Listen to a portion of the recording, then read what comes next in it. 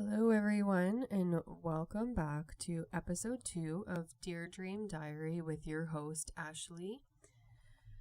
On this episode, I have a few different things for you. The first being, I hope you guys all had a good week. I wanted to release this episode sooner, but I guess the timing just wasn't right. I couldn't find a moment to sit down. But anyways, here I am. I also want to start with when I went to get, because I bought a couple new things. I bought some dream reading cards as well as dream interpretation books. And when I went to get my dream reading cards, one of my tarot cards flew at me, and I just want to read what that is. So it's the Knight of Swords. I don't know why this was flying at me, but I feel like sharing it with you guys. So the Knight of Swords is an embodiment of action and determination. He represents the drive to achieve goals and overcome obstacles. This card often appears when there is a need to take bold and decisive action. It signifies a time of accelerated change and the need to embrace challenges with courage and confidence. That actually kind of resonates with me. I don't know if it resonates with any of you, but I'm at a time in my life where I feel like I'm living such a mundane life. I have my 2 jobs. Neither one of them are really fulfilling what I feel like I could be giving back to the world. And I have been wanting to make a change, but I've been scared to take the leap because, financial complications, and am I gonna be able to take this leap and be okay financially? I mean, I'm sure that's probably everybody's worry when they want to make changes in their life, or at least one of them. But anyways, so that was the card that flew at me, and I thought it was pretty interesting, and that's why I shared it with you. I'd also wanted to talk about the different sleep stages, since my podcast is all about dreams and sleep. So the different sleep stages that everyone experiences during the night when they finally fall asleep. There's 2 different categories. There's NREM, which is non-REM sleep, and then REM, which is rapid eye movement. And in the first stage, the first stages of non-REM, there's actually 3 different stages. One is the lightest right after you fall asleep. Not much happening there. And then the second is still light, but deeper than the first. And in this stage, experts think that your brain is organizing memories and information from the time you spent awake. And then in the third stage of non-REM, it's the deepest stage. Your body uses this stage to repair injuries and reinforce the immune system. This stage is important because your body needs it to do those things. And without it, you'll wake up feeling drained, even if you slept a long time. And then finally, we have REM sleep, which is rapid eye movement. And this is the stage of sleep that allows my podcast to be a thing, because that's where your dreams happen. So dreams come from REM sleep, and during this stage, your brain activity looks the same as if you were awake. This whole cycle from the first stage in non-REM all the way to REM sleep takes about 90 to 120 minutes. And some people have 4 or 5 cycles per night, which is kind of crazy that your body's doing that. So when you think about it, when you do wake up in the morning and you feel as though you haven't slept at all, you're just so exhausted, even though you did sleep 10 hours, if your body gets interrupted in those stages before it gets to the deepest stage of non-REM, that is why you're feeling like that. That is because your body doesn't make it to the third stage of non-REM sleep.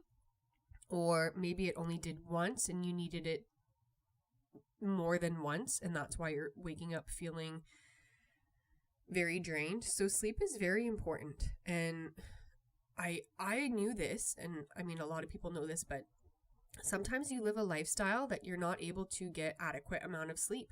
And unfortunately, you have to prioritize that. Sorry, I couldn't say that word. You have to allow your body to get the sleep that it needs. Otherwise, you're going to be waking up every day feeling drained. You're not going to be able to work properly. And then maybe you might get hurt at work and you're going to say, why did this happen? Oh my God, this is so terrible.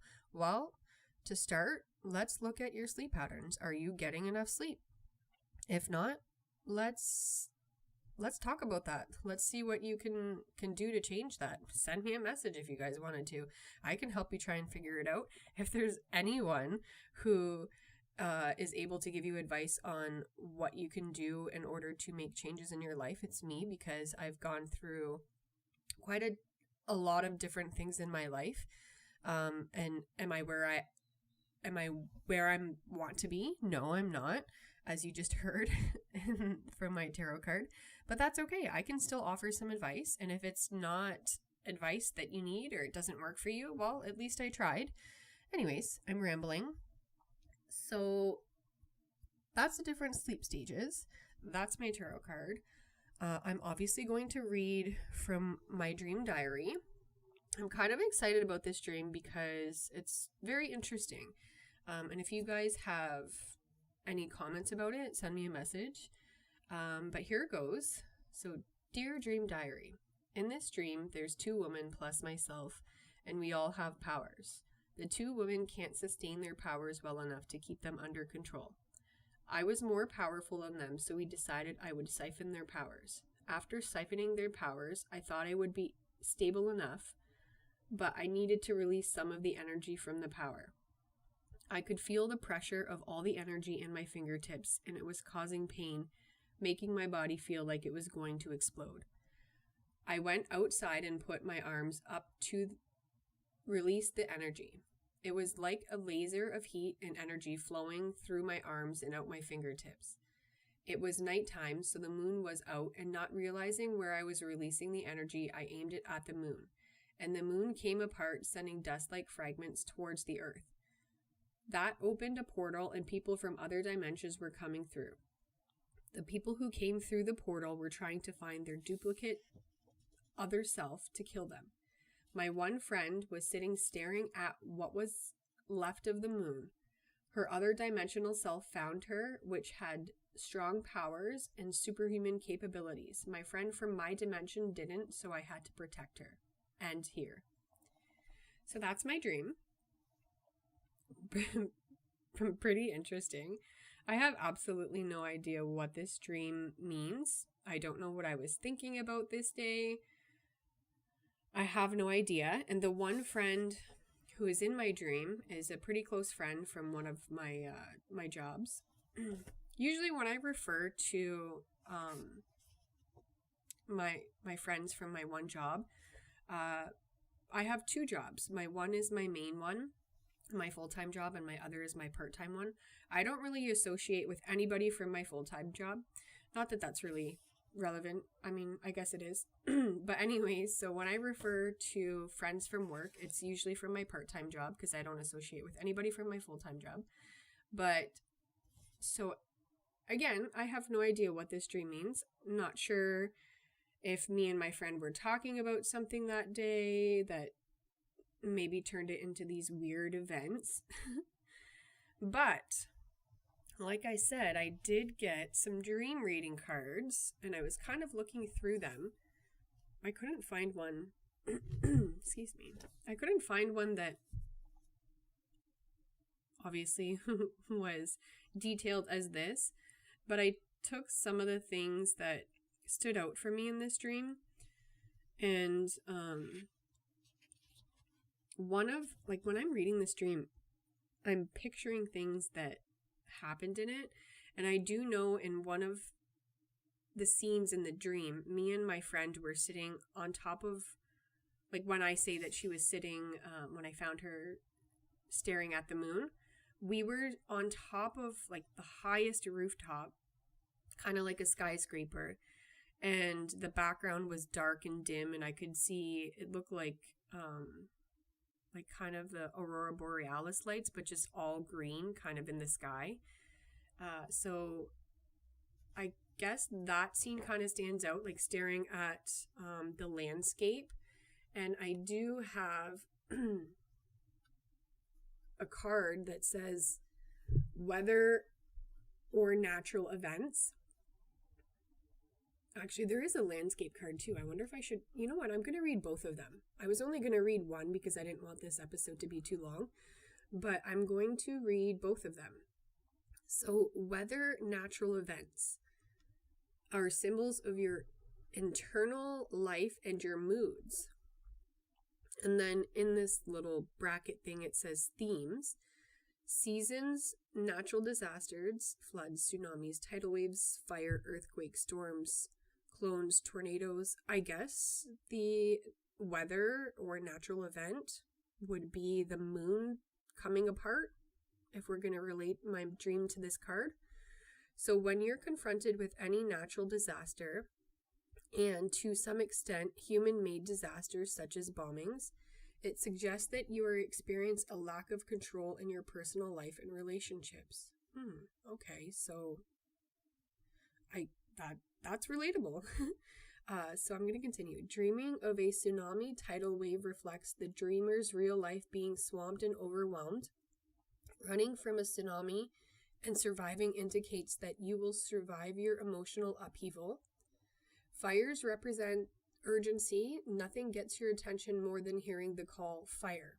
So consider what's urgent in your life. Fire is also a purifier. It cleanses by turning everything to ashes.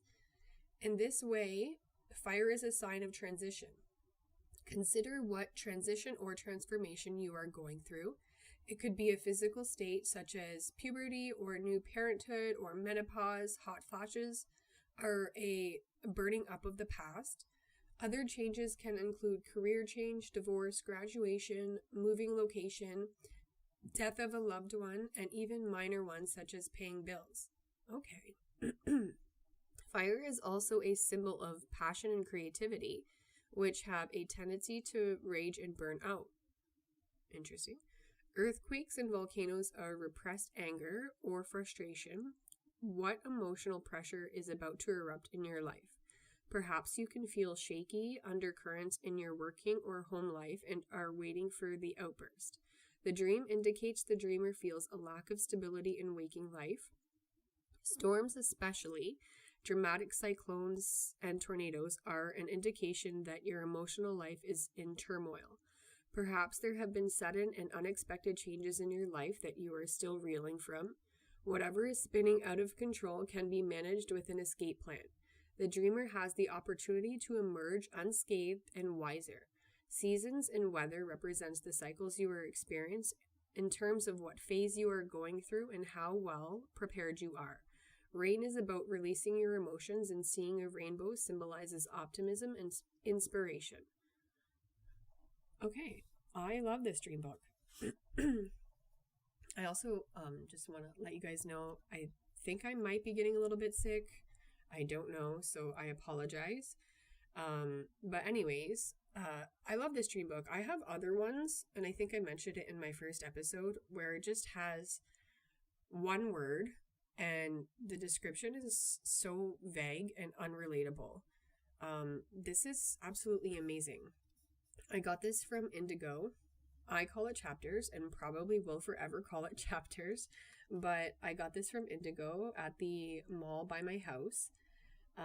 It is dream reading cards. I posted it on my social media, so anyone who's listening to this podcast right now probably has me on social media. For anybody who doesn't have me on social media, I do. Actually, I created an Instagram account for my podcast so that I will post pictures of the cards that I'm reading. It's Dear Dream Diary. I think you actually, because Dear Dream Diary said it was taken, so it's Dear Dream Diary 2024. Yeah, so anyways, I love this. I did say I'm going to read the landscape one just because of the rooftop, sitting on the rooftop, I guess looking at the landscape and noticing the rooftop and the landscape around me, I guess kind of resonated with me. So I'm going to read that one too. Okay, so Landscapes or places. Landscapes and places in the world of your dreams mirror your inner emotional landscape. And then for the themes, it says mountains, Alps, beaches, lost while traveling, cities, hotels, tourist destinations, caves, and desert. None of those really resonate with that dream, but that's okay. I'm still going to read it.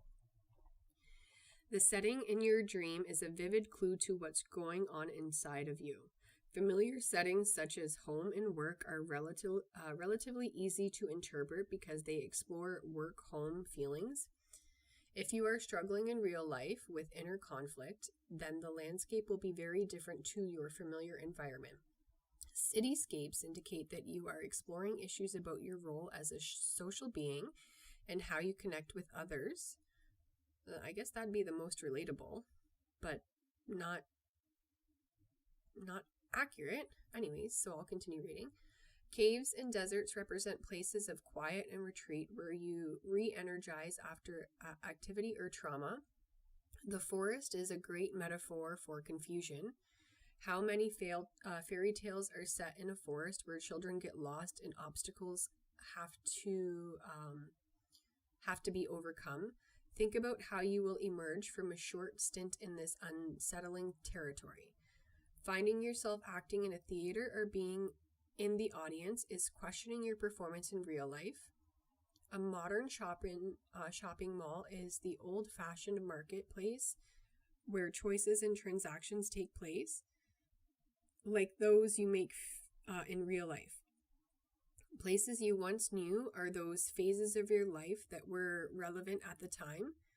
You are revisiting them in your dream to reconnect with your past and find a new way forward. Wow, actually, I'm going to pause there. It's funny that I just read this because before I actually started recording this podcast, I was thinking of a dream that I had a long time ago, and I was thinking about maybe mentioning it, and then I said, no, I'm not, but now I'm going to. I don't remember all the specific details, but in this dream, I was at my old house. I used to live in the projects. If you guys, most of you listening to this are from my area, so it's Millen Street. And I used to live there when I was younger, like very, very young. I think at the time I was maybe 4 or 5 years old. And I remember being in this dream, I remember watching myself playing with all the toys in the basement. And for me, I have a hard time remembering things. And like things I did yesterday. So when I woke up in this dream, I remember this was a long time ago that I had this dream, but I remember telling my mom all the details. I remember seeing like the washer and dryer in front of me off to the far wall, and then I was sitting on the floor in the center. Like I remember telling my mom all the details in the dream. I can't remember it now because I didn't write it down, but I remember telling my mom all the details of everything that I was seeing in the dream. And she's like, yep, that was Millen. That was the basement on Millen. And so again, in the dream, I was up in like the floor rafters. It felt like I was in the floor rafters, facing down, looking at myself, watching myself play with the toys and everything. And I'm like, what the heck? So that was I think it was my brain memory kicking in and having this dream, because everything you've experienced in life is there somewhere in your brain. It's like, again, categorized and stored somewhere. It's there. If you can't remember something, it's because obviously your brain keeps the most memories forefront, or the most recent memories forefront.